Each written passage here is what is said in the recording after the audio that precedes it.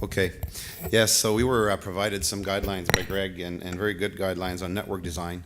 But especially, I was also expecting Terry to give a great talk on network design, which it was in different terms, and we were instructed to, which is the core of this. But following yesterday's discussions, and again this morning with stakeholder involvement, I decided to more share, again, the experience of ArcticNet, which is not necessarily an observation network, it's more a research network, and again, a bit like Terry's network, bringing together existing and helping existing facilities get together but a lot of them develop in long-term observing, and I'd like to share some of the information, also share some of our experience with industry. Yesterday, and again today, this came up as a major gap and challenge in what we're trying to achieve, so I just provide some examples of what we've done with this and where we're aspiring to go. I also apologize in advance if my voice or cough comes in or out. So the Network of Centers of Excellence of Canada, they're specific beasts, I guess, typical of Canada, which bring together different funding agencies in Canada. We have 3 funding agencies funding natural, social, and health sciences. They come together with Industry Canada, they fund these large networks that are multidisciplinary in scope, trying to address large issues for the country. ArcticNet is one of the only one focusing on environmental issues, and certainly the only one in the Arctic. Others will address issues like stroke, automobile industry, oil and gas development, etc. One very interesting aspects of the Network of Centers of Excellence is their long-term funding.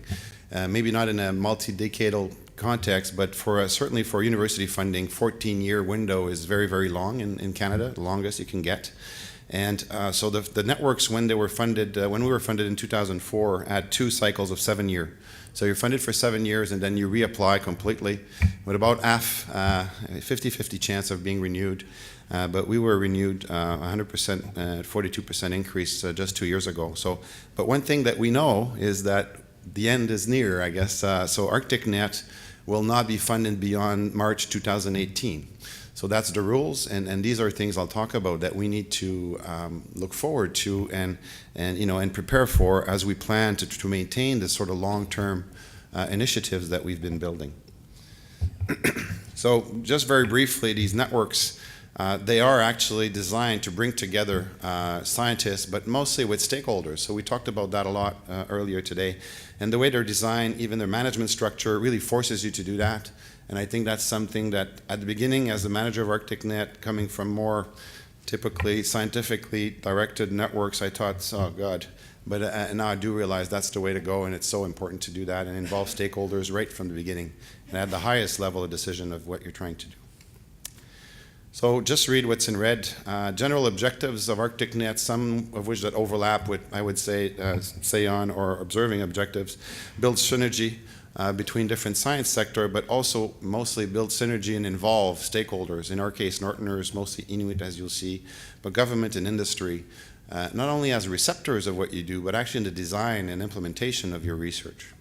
Increase the observational basis. This is one of the objectives of ArcticNet, and as you'll see, we contribute a lot to the research effort, at least in Canada. Provide stable access. We talked about stability, which is the big issue, very difficult to maintain the stability, and then consolidate national, international collaboration. So I'll talk to you about a few of those. And this is just an organigram. Looks a bit boring, but I think it's very important for what we're doing. This is the management structure of ArcticNet. ArcticNet is actually incorporated as a not-for-profit corporation, and it's managed by a board of directors which is not dominated by scientists. Actually, scientists are a minority on the board. It's an equal representation from, let's say, 4 different groups, stakeholders, Inuit leaders, industry leaders, government also, and academics. The Research Management Committee, which really reviews projects, addresses, sort of informs the board on network direction, same way. Equal representation from different stakeholders that will be the users, the end users of this research, together with the scientific community. So very, very briefly, don't read all of this, but to give you examples and the value of this is if you can access high-level influential people of the stakeholder community, this provides you with a huge amount of power and also insight in those communities. So for example, I know these are Canadian names mostly, but Some of you may know Tom Padden, who's the CEO or director of Baffinland, which is one of the largest development in the Canadian Arctic ongoing. Tom Patterson, also largest shipping company in the Arctic. Inuit leaders, we've had most Inuit leaders in Canada, same as the government, very important level government players. So this is very, very useful when you design your program to ask the questions that we're asking yesterday and today. What's the need? What the stakeholder needs? You can ask, some people here from the funding agencies, but why not ask the president right away? That can help also. So ArcticNet, the way we're funding now, we're funding 38 different research projects, and I'll show you a little bit later, all suites of different type of research, from human, social, natural, terrestrial, and marine research. We now have over 150 network investigators, which are university professors or adjunct professors in 30 different universities in Canada, and about 1,000 people in Canada, but many partners also, organizations across the world that are participating in ArcticNet. The major, infrastructure, I'll talk a bit more about it, but Polar Continental Shelf Program, we've talked a lot about it this week, and I'll mention it is an essential provider of logistics for the last 50 years in the Canadian Arctic to access terrestrial sites in the Arctic. But also Sondetud Nordique was just mentioned by Terry, and lots of research institutes and numerous other infrastructure that are actually have been greatly revamped recently in Canada with major investment in infrastructure funding. And now one of the challenges for us is to maintain and operate these infrastructure, which the funding is much more difficult to get. And then the Amundsen I'll talk a little bit about. One thing that's also crucial, and I think that's what the purpose of this meeting here and SAION meeting is to, at a broader scale, is really to get a huge partner base and buy-in and diversify your partnerships in all groups of stakeholders. So in ArcticNet, this is a growing partnership in Canada from coast to coast to coast, but it goes way beyond for our network, and it just grows year after year. One thing that we need to also realize, and we had discussions earlier about Canada, investing in Canada, focusing in Canada, we do have a pretty large backyard to try to study. It doesn't prevent us, and actually also, as Terry just mentioned, it's great to be able to look at this in a circumpolar context, but there are some realities also of northern Canada that are pretty challenging. So it is 40% of our territory. It's about the size of the EU, just that little white box there. It's also very, very sparsely populated. So this white box holds about 52 Inuit communities, ranging in size from the number of people in this room in some community to a few thousand. So it is also, if you look at this map that I really like to show when you can actually see it, but even compared to Alaska, Alaska has lots of big bright lights. We don't have big bright lights in the Arctic in Canada. And it is our population, and we sort of shook the country towards the U.S., spread it north here with the oil sands in Alberta. But if you look at this desolate place, and I just put that together recently for another talk, this is sort of the footprint of science in Canada, using a database from the polar shelf sites, the sites that are supported by the Northern Scientific Training Program, which provides funding for students to access the North, and also ArcticNet. I also overlaid the ship tracks of the 5 Canadian icebreakers that go to the Arctic every year. And it gives you an idea that, at least in the summer, I know we're like snow geese and we move out in the fall, but in the summertime, the Arctic is a very, very busy place for science, the Canadian Arctic. Whatever media you read that says Arctic science is dying in Canada, don't believe it. It's increasing, and it's maintaining, and it's a very large presence. And many of these sites are even if they're not identified as observatories, like Terry mentioned, many of them have been going for many, many years. There'll be gaps in the data sets, but many of these points can be considered as observatories, and one of the challenges is to go access that data and make it available. We also have to realize that this country, if you want, or this part of the country is almost identically on Inuit homeland and land claim areas. We have 4 Inuit regions in Canada, and we're collaborating with all 4. As you saw in the management, but also in the research development, and they are major stakeholders. One way also, we mentioned that earlier and then this morning, as far as the deliverables of an observing system. For sure it can collect a lot of data. We collect gazillions of data. But what do we do with this data except for putting it in a well-coordinated data set? How does it become useful and usable by stakeholders, whether at the regional level, national level? And in ArcticNet, we decided to divide the Arctic, the large Arctic, in different regions, and we focus our research projects on these different regions. And even though a lot of the projects will happen in different regions, they all report to an IRIS structure, an integrated regional impact study, which are regional assessments, if you want, a bit like the large circumpolar assessment that we do at the Arctic Council level, but more at the regional level. And this is an added demand and request on the scientists, and they do it very well, actually. It was contribute to this added demand to downscale some of the data and address concerns raised by stakeholders. And I'll talk a little bit more about that later. This provides you a little bit of a map of the ArcticNet, typical ArcticNet research effort. So the red is just a schematic of the Amundsen ship track. Depending on the years, we can go at different areas, but we normally cover most of the Canadian Arctic. And what you can see here are these, the green dots are the terrestrial observatories. And Terry just mentioned these as the Sandton Nordique observatories. You've got the McGill Station, Wayne Pollard is here. This has been going on for over 50 years. Cape Bounty Observatory is going on for more than 10 years. Greg Henry is here for the Alexandra Fjord. So many of these observatories have been going way before ArcticNet, and they will go after ArcticNet. But they are now part of ArcticNet, are benefiting from a lot of research that's funded to ArcticNet and also some infrastructure.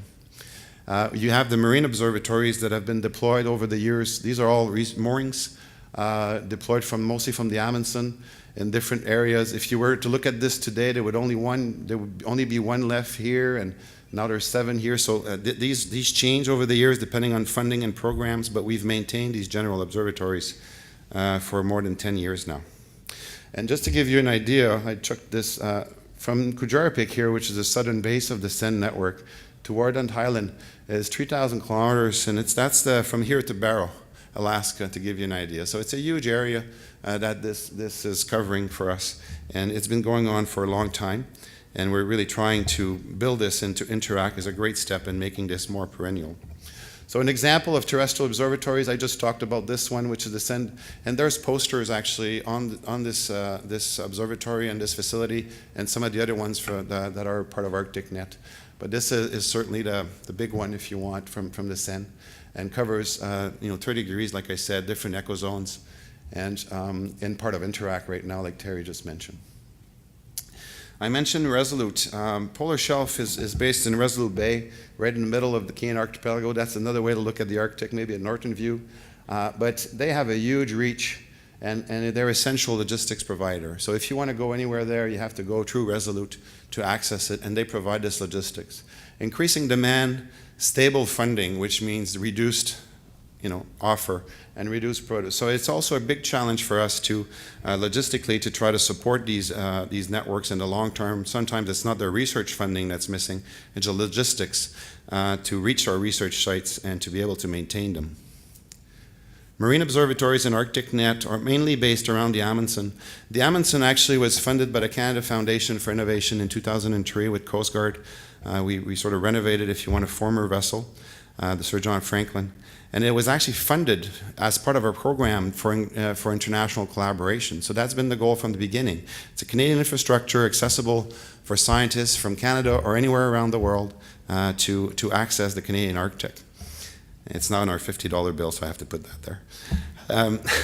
So just to give you an idea of the type of work, though, that the Amundsen does, it's just not a ship that goes by, but every time it also has about $35 million worth of equipment on it.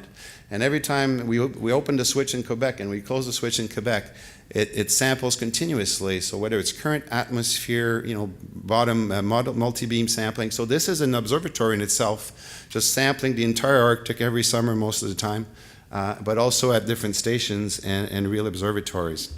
One thing that's very challenging, and we talked about this funding, these are the number of days that the Amundsen has been used for science since its inauguration in 2003, which is way above what we expected. But again, because of luck and some good timing, the first inaugural was Cases, which was a large network, which was an overwintering where the ship was iced in Beaufort Sea, 390 days, and then IPY, as you can see in blue there, 2007, we supported one of the largest international IPY, the CFL, plus the Inuit Health Survey, so the ship was used for close to 450 days. But as you can see, this trend, it's a bit like sea ice, it's decreasing. And that's a challenge for us. The scientific community, ArcticNet, and others, we have to find 100% of the money to operate this vessel. So if you want to have the cost, just multiply these number of days by about $50,000 per day. So these are multi-million-dollar endeavors that we have to, and we do have some core funding from ArcticNet, but we have to raise about at least half of it from partners if we want to operate this infrastructure year after year. Again, a big challenge for the scientific community because there are no operation envelope for infrastructure in Canada right now, except for infrastructure that are a bit more costly than the Amundsen. One thing that's very novel about the Amundsen, it's also used as a mobile Inuit health observatory. We haven't talked much about health observation, but I know Q Young is in the room, and there are other large endeavors, circumpolar endeavor to follow Aboriginal health.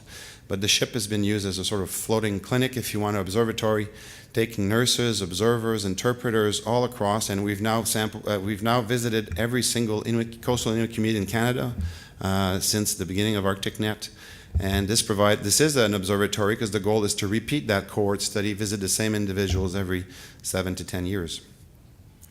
We also do the typical observatories, so deploying moorings, which is more associated with an icebreaker for observatories. And we've had different numbers. So for 17 moorings during cases, now we have 7 in the Beaufort, for example. So again, this cycle of observatories will change, but the major thing is to try to have the stable funding that will at least maintain the core observatories that you have to decide for. I'll go fast on that, but internationally, this ship and ArcticNet has helped fund many very large international programs, including 2 overwintering, like I mentioned, and Dave Barber mentioned we want to do a 3rd one. So how do we go about that, funding these large overwintering program, and that definitely needs not only international expertise, but international funding. One very successful program in Canada was the Canada Excellence Research Chairs program that was initiated a few years ago, where we offered $10 million chairs for foreign brains, and out of 17, 3 were working in Arctic region, and 2 ended up working with ArcticNet related to the Amundsen. And this has broadened a lot the international scope and potential for ArcticNet. Marcel Babin right here, he's actually in the room here. I don't know where Marcel is, but he's in charge of the Takuvik Research Lab, and together, he's now based in Laval, but he brought with him an Unité Mixte Internationale from CNRS who are funding actually the salaries of at least, I think, 6 or more, you can correct me, researchers that are in Laval University, opening also access to EU funding, and the same for Søren, who is the director of the Greenland Institute, but also in Aarhus University. So opening these huge connections, helping us to internationalize these observing systems. I'd like to end with the industry collaborations. We've talked about this a lot yesterday. Just an example for ArcticNet that I think is a success story, a model that we can certainly improve on. It's not all rosy. There's lessons learned, but as far as I'm concerned and we're concerned, this is the way to go in the future. One of the main aspects that we need to go about, even for what we're talking about here this week, is to get industry buy-in from the start on the management committee. I know this is being discussed now, but the management committee for this meeting is all scientists for now. Already, this has changed already to this week. People like Paul, industry, Northerners need to be at the organizing level and management and in funders of these meetings, not just attending after the fact. They need to be involved right from the beginning. So, and just in this example, we had some large collaboration with Imperial Oil and BP that formed a joint venture in the Beaufort Sea, a region of the Canadian Arctic that's potential for exploration or exploration licenses awarded in 2007. The collaboration was directly with ArcticNet, and then we used the Amundsen to sample over there. But it was a great success involving expertise both from academia, but also industry and also consultant. We have people from Golder here that are involved, and ASL involved in this partnership that was very beneficial. This is just the area we sample. I don't want to go in detail, but the goal was to collect environmental data. The major premise at the beginning was that all that data needed to be public, non-proprietary data accessible to all parties and regulators. And that was the only reason we would do that, and that was what happened. It was over $25 million investment in this project from industry for the share cost of the ship, maintenance, depreciation. They also purchased more than $3 million of equipment that is now owned by ArcticNet and that we're continuing to deploy as observatories after that collaboration is over. So it's extremely successful. I'll go close with this. And this sort of some quotes from some of the partners. So Mike Peters at the time was the manager of CAP, which was a Association of Petroleum Producers, and Jim Hawkins was our main contact on Imperial. But you can see the value for industry also to make that, to associate themselves with networks and well-known networks, academics, to get the data public, the data collected together in a very transparent manner and accessible to everybody, including regulators and Northerners and all stakeholders. And I think this is something we should aim for with an observing system in the Arctic. This actually led to the continuation of this program through the BREA, the Beaufort Regional Environmental Assessment, which is a Canadian program, about $20-some million for 4 years. And 3 of our projects are now funded through BREA. We're maintaining the observatories, and already Malcolm, who's here, partnering with us, says after this week, having ideas, how can we continue these observatories beyond BREA and beyond ArcticNet? And certainly they would contribute to a circumpolar observatory. But there is also caveats and issues, and I know that's a big concern.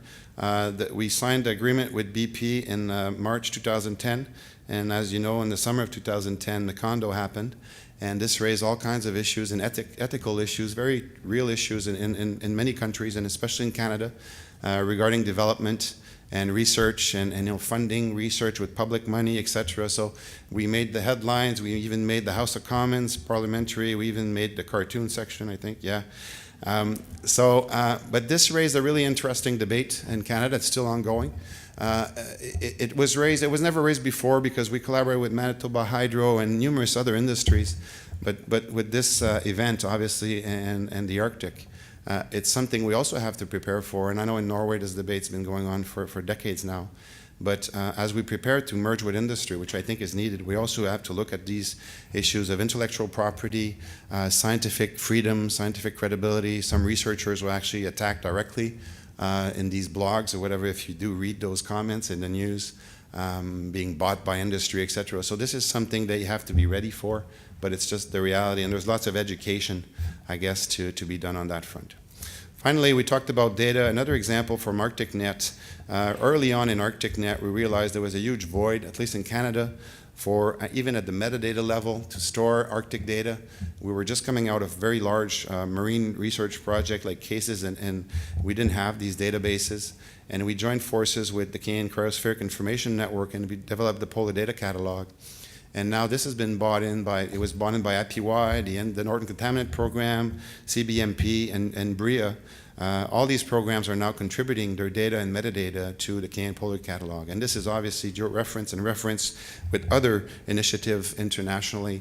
And Warwick Vincent is also part with Ellsworth Ledru of the steering committee, and I know there's lots of interaction at this level. But this has been a great tool. There's also a PDC Lite that you can access with your iPhone if you want to access this data, so easily accessible data.